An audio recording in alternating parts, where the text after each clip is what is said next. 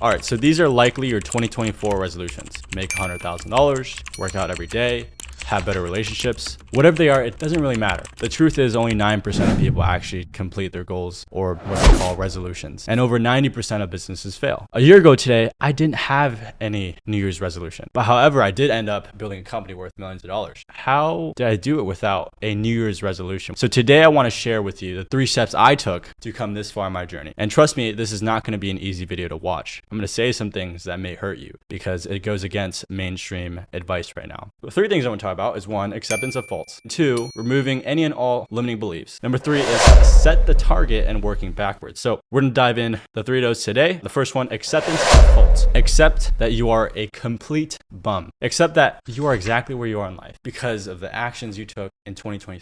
It's not your parents' fault. It's not the market being up, down, sideways, or whatever. The market treated you fairly. It's because all the actions you took in 2023. Your health, okay? Your health is where it is because of you. You didn't show up to the gym because you felt like you were too tired or you felt like you wanted to push it to the next day. That's why your health isn't there.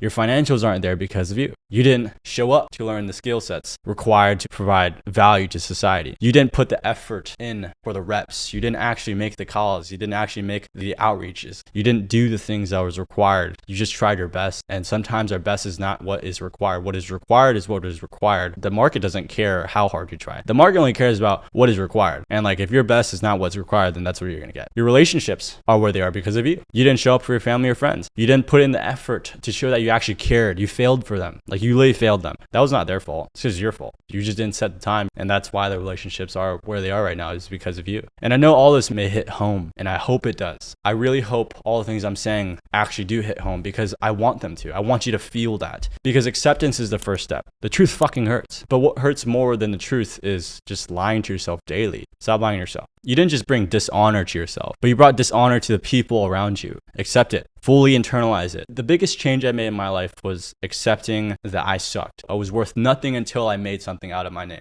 And that's when everything changed in my life, was when I actually did something about it and not just blame the fucking world about it. Number 2, removing any and all limiting beliefs. And this one will definitely hit some of you because I know a lot of entrepreneurs, a lot of people in my space, in the real estate wholesale space or real estate SaaS space that have this crutch, that have this disability in them. And it's a limiting belief. Number 1 is fear of failure. Many individuals fear failure so intensely that they avoid doing the task itself and just like doing the thing. Like people take years to do the first call. Like for me, in my own journey as a real estate wholesaler, it took me months to make my first call to a seller, to a homeowner. My first call also sucked, even though I studied months for it, even though I learned all the objection handling skills, even though I read plenty of negotiation books. It didn't help me in the actual field. What helped me in the actual field was actually doing the reps and actually doing the thing and sucking and then realize, okay, the more I do it, the less I suck. And soon enough, I'll realize I don't suck. And at that point, I'll actually be good. Number 2, believe that there is no opportunity out there.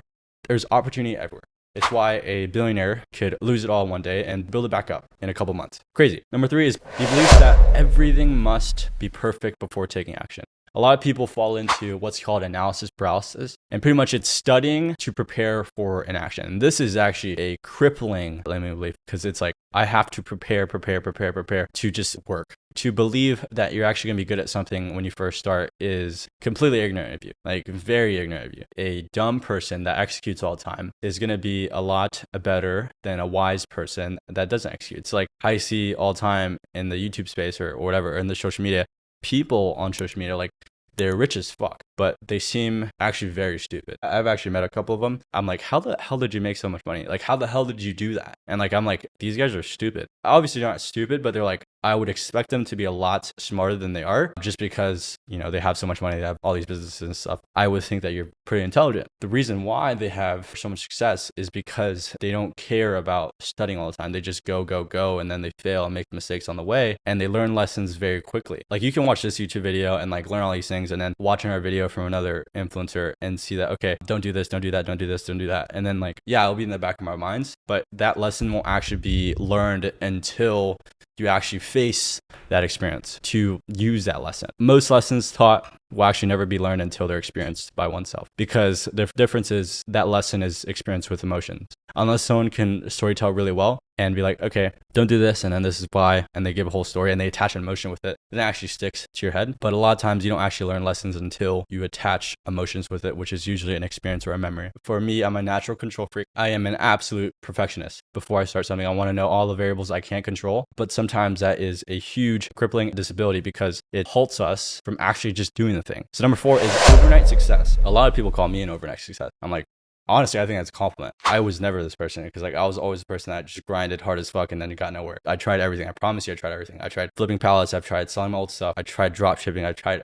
everything. I tried power washing, lawn care, all that, the whole 9 yards. I started a YouTube channel. I thought I was going to be like a live streamer, like a gamer. I thought I was going to be a chef. People don't see the behind the scenes. Like they see what you see on social media is like, okay, this guy's a dickhead and it's parents' money or like whatever. It's like, I get it. Like you don't listen to an 18-year-old for fucking relationship advice because what do they know? I know what I know because I've actually done the thing I talk about. Even though I'm young, a lot of people are indoctrinated into the fact that young people can't become ultra successful. In a lot of cases, that's true. Over 50% of high schoolers think that they're going to become millionaires after high school. And a lot of them are false because they won't, because they don't know what it takes. To be very honest, if like I zoomed back 6 years ago and I told myself, hey, this is going to be the amount of work required. This is going to be the amount of pain you're going to endure. This is what it's going to take to be the person you want to be. Honestly, I probably wouldn't have taken it because like I work ridiculously hard. Not like to brag, but like I don't have the 4-hour work weeks. I'd hate my life if I had 4-hour work weeks because like work is my life. Just for some people, it's like, oh, you're in the matrix or whatever. That's a stupid thing to say. Like, go live your life. Work is my life. This is what I love doing. Work isn't work to me. It's like, it's just a game. I love playing the game. I love helping people. I love building. I love putting smiles on people's faces. I love changing people's lives. Like to other people, that's work. To me, it's like, this is awesome. Like I gotta do this forever. I can do this until I die. I love working. Like I could go on a vacation, a couple days or like a week, like a month would kill me. I just really enjoy working. It's really what it takes to do something for so long. Because if you don't like doing it, if you don't find enjoyment in it, then you probably shouldn't be here.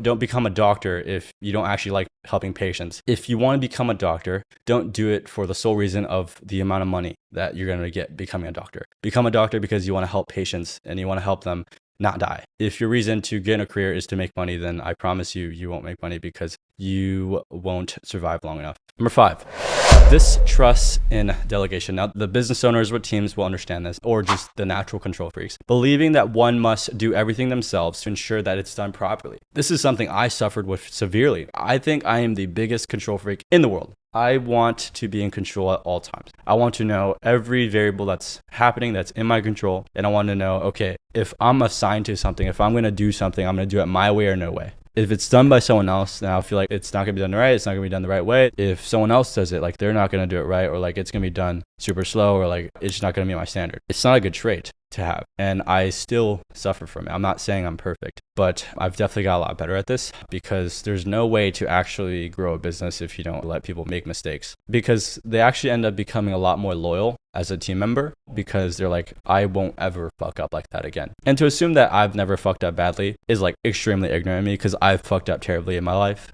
So like, why put that anger towards someone else when that's like their first mistake? If you are a control freak as well, and if you do have a team, if there's a fire that happens, just let them handle it. And if it goes wrong, it goes wrong. But then again, they will know like, hey, these are the responsibilities of me. And next time this won't happen again. The third step to making 2024 the best year of your life, set the target and work backwards. So one of the most important lessons I've learned as a real estate wholesaler or agency owner is input is what matters the most. It's what you put in the bag is what you get out the bag. It's like whatever you put in your business is whatever you're gonna get out. Imagine you're a kid with a bag of coins. You have one day to spend it all, and next day you'll start with a new bag of coins. And soon enough you'll run out. But like, just imagine every day you go to the arcade and you have a new bag of coins. You don't get to like save them up. That's what life is all about. You have a certain amount of time every single day to spend towards what your goals are. If you spend most of your coins on business, then most of what you're going to get is business. And if you spend 50-50 into 2 businesses, then what you're going to get is 2 sucky businesses. And if you spend 33, the outputs are going to be lower because your inputs are lower.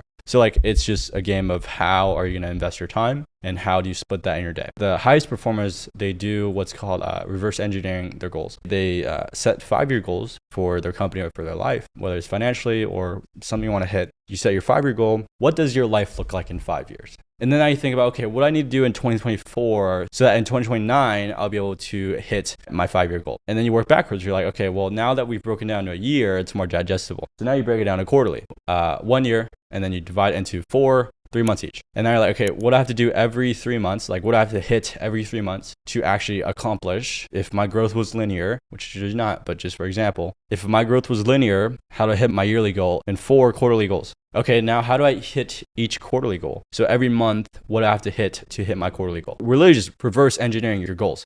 You go quarterly, monthly, and then weekly, and then daily. So now you have a daily thing to do. For example, if someone wants to build a $10 million company, that means in 3 years, I have to go 6 million. And then a year, I have to go 3 million. And then quarterly, I got to go, let's just say I have to do 500K per quarter. Monthly, I have to hit 150K.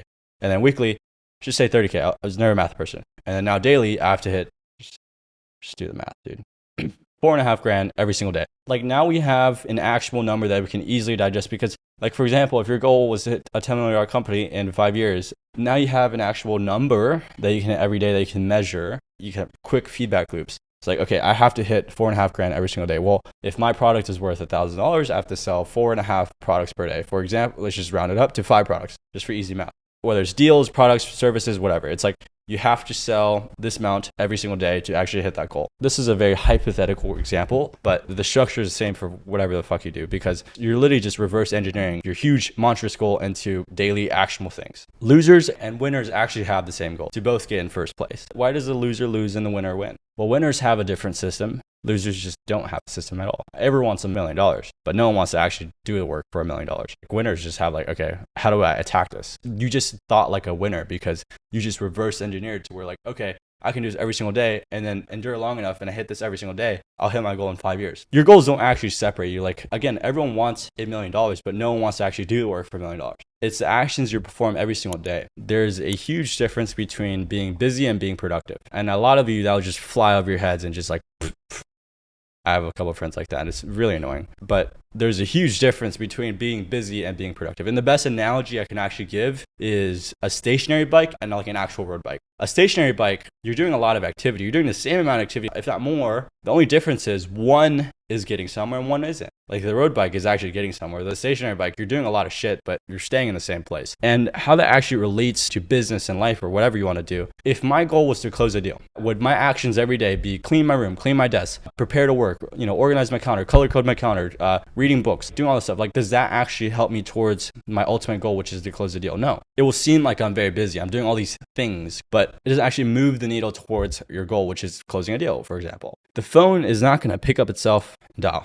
Whether you want to clean your desk for 5 hours or you want to do all this stuff for, like, the phone just needs to ring. I don't know what magic woo spell you want to cast on yourself to make the phone call, but whatever you do, you have to do that. And if you don't do it, then that's your result. If you don't do the work, you're not going to get it. Going back to early in the video, I said what you put in is actually what you get out. And it's actually very simple. The inputs in your business is what you're going to get out. If I made 100 calls, but my desk was all messy, well, it's okay. Because I made 100 calls. Whatever my environment was, I didn't care. I was like, I just made 100 calls. And like, soon enough, if I keep doing that for long enough, I'll get my outcome. Really what busy means is you're doing a lot of low leverage or no leverage or even negative leverage activities. Preparing to work, like cleaning your desk, a 3-hour morning routine, or like studying constantly. It's like, dude, I promise you, like, if you're like a salesman, you can read all these books about sales and stuff, but the only way you actually get good at sales is if you actually make calls, and then you lose a couple calls, you lose a couple sales, and you learn, okay, next time I probably shouldn't say that, or next time I should probably say that differently, and then you get better and better and better because you just fail fast a lot of time. I know it's probably a little bit of a longer video, but those are the 3 steps to absolutely crush